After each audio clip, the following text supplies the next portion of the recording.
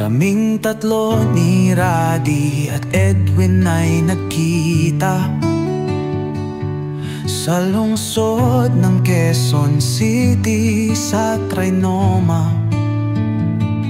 Mahigit 2 dekada nang huli kaming magkita.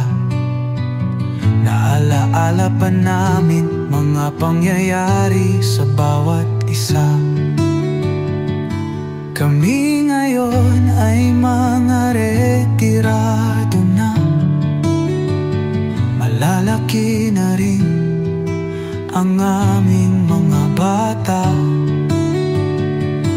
Wala na rin sa amin ang dating ugali na makipagbakbakan pa sa girian ng opisina.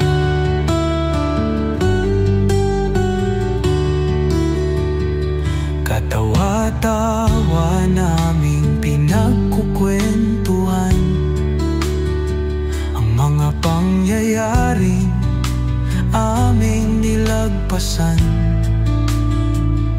Sa linya ng kami ay muntik ng masabunutan dahil sa dalas na di pagkakaunawaan.